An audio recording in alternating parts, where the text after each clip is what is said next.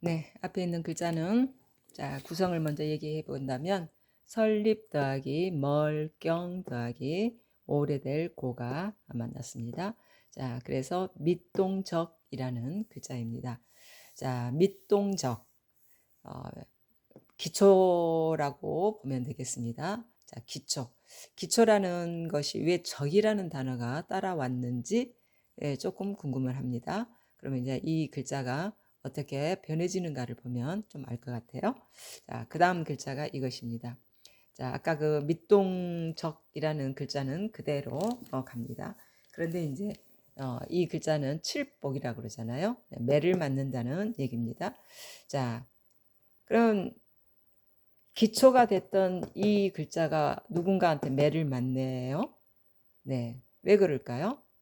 그래서 이 글자하고 구성되는 글자를 보니까 적대자, 적합, 적인, 적국, 적군 이런 단어로 연결이 됐습니다.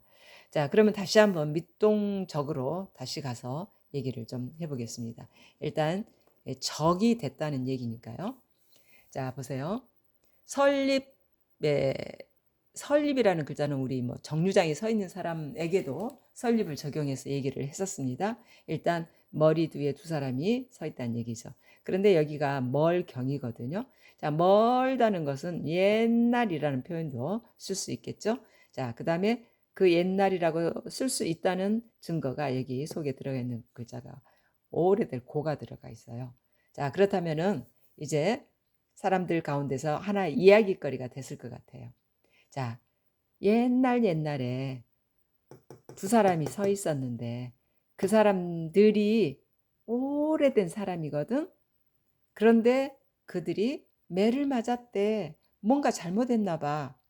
매를 누구한테 맞았을까요? 당연히 하나님이겠죠. 네. 왜냐? 우리 이미 알고 있는 내용이니까 이제 여기서부터는 자, 아담과 하와가 죄를 지었잖아요. 죄를 지었기 때문에 매를 맞을 수밖에 없었겠죠? 네. 그래서 이제 매가 따라온 거죠. 바로 밑동적이라는 글자에서 이제 매가 따라온 거예요. 그래서 아까 표현한 것처럼 적대자가 돼버린 거죠. 자, 그러면 왜 적대자가 됐을까요? 그 다음 글자가 이제 또 이렇게 설명을 합니다. 자, 선수가 들어 있을 뿐이에요. 밑동적에서 선수가 들어 있을 뿐인데 이거를 뭐라고 설명하냐면 딸적이래요. 아들, 딸 얘기하는 게 아닙니다. 뭔가를 땄다는 얘기예요, 손으로. 그렇다면 확실하지 않습니까? 하와가 선악과를 따는 행동을 함으로써 그 기초가 됐던 그 인간들이 적이 된 거잖아요. 달리 설명할 길이 없죠. 자, 그러면 그 여자가 죄를 지었기 때문에 말하자면 남자는 이제 그 여자의 꼬임에 넘어간 거고 죄를 지은 건 여자니까 그 여자를 버리고 새로운 여자를 만들어 줬으면 될 텐데 그렇게 안 하시잖아요. 자, 그래서 이제 그 다음 글자가 그렇게 안 하셨다는 얘기가 이렇게 나옵니다. 자, 밑동적이라는 적에 이 계집녀가 붙어요. 그러면 그 말썽을 일으켰던 그 여자를 내친 게 아니라 그 여자를 품고 가자 하는 거죠. 그래서 그 여자를 이제 한 가정에 말하자면 식구로 받아들입니다. 자, 그래서 이 글자는 무슨 글자냐? 그 말썽 부렸던 여자를 내치지 않고 그대로 품고 가는데 이 여자가 말하자면 정실 부인적이 됐어요. 자, 하나님께서는 그런 말썽을 부렸지만 이제 기초되는 이 남자라고 보면 이 남자의 부인으로 이제 역할을 맡긴죠. 같이 살기 허락을 하죠. 자, 그래서 그 여자가 정실 부인 적이 된 겁니다. 그러나 계속 적은 따라오네요. 자, 그래서 이 정실 부인, 본 부인이 난 자녀들을 뭐라고 우리가 그동안 써먹었죠? 적자, 서자, 서자는 정실 부인이 아닌 자녀를 얘기하죠. 예, 적자, 적자에게만 말하자면 어떤 벼슬을 할 수 있는 기회도 줬던 그런 시절이 있었잖아요. 자, 그래서 정실 부인 적에서 나온 자녀들을 적자라고 우리가 그동안 써왔던 거죠. 자, 그런데 저 역시도 글자를 좀 깊이 있게 생각하고 설명하려고 들면 아담과 하와하고 꼭 이렇게 연결 안 할래야 안 할 수 없는 글자가 된 거예요. 그런데 세상 사람들, 곧 세상 학자들은 이 성서에 그 아담과 하와의 인물을 인정 못 하잖아요. 그러다 보니까 엉뚱하게 참 설명을 하는데 참 안타깝죠. 자, 그래서 저도 이제 잠깐은 좀 적용을 안 시키고 이 글자 하나만 소개를 하겠습니다. 자, 이거는 세금, 변이죠. 쇠라는 얘기예요. 그런데 이거는 화살촉적이라고 합니다.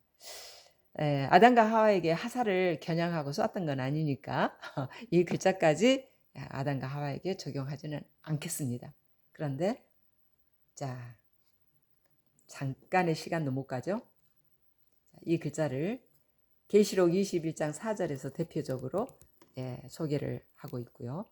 또 성서에 22번 이상이 이 글자가 나옵니다. 그런데 사전에 보니까 이 글자는 죽은 단어다. 별로 요즘 세상에서 쓰여지고 있지 않는 글자다. 이렇게 얘기하는 거예요. 성경에는 이렇게도 많이 나오는데.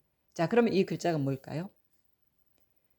계시록 21장 4절에 보면은 우리의 눈물을 다 닦아 주시겠다. 눈물 흘리지 않게 해 주시겠다는 약속 가운데 이것이 나옵니다. 역시 소수의 어떤 그 물을 얘기하는 적이에요.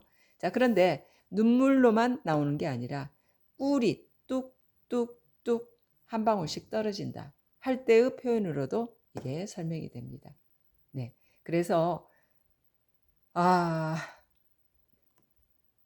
성서를 인정 못하는 세상 학자들의 이런 설명이 정말 안타깝다는 생각이 들어요. 자, 그러다 보니까 이제 우리 부부를 뭐라고 호칭을 씁니까? 여보라는 호칭을 쓰잖아요. 정말 정말 보배라고 생각을 해야 되는데, 자, 여보라는 이 글자가 또 다른 의미를 가지고 있네요. 정말 부부라면 그냥 여자만 들어가야 됩니다. 그래서 여보가 돼야 돼요. 그런데 여기 입구가 따라와요. 이게 뭔 말이냐? 무엇과 같다입니다.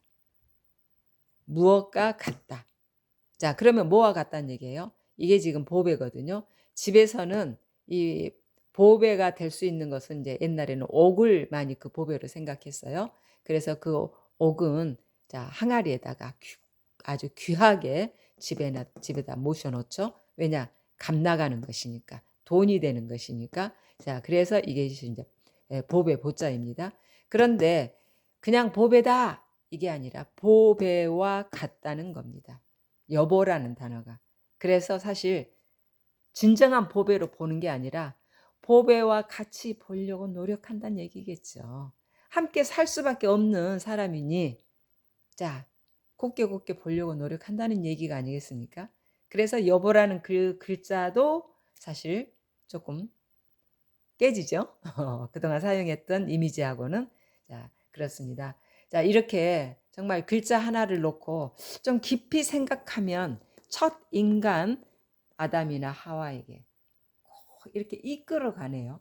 저도 이렇게 지나치게 그쪽으로 쏠리지 않으려고 참 노력은 합니다만은 어쩔 수 없어요. 글자를 깊이 이게 좀 쳐다보면 그쪽으로 흘러가거든요. 그래서 성경과 한문은 정말 뗄래야 뗄 수가 없는. 그래서 한문 속에 세상이 들어있고 또 그 세상을 알려면 한문을 알아야 된다는 저의 이 말이 정말 맞구나 하는 것을 다시 한번 느낍니다.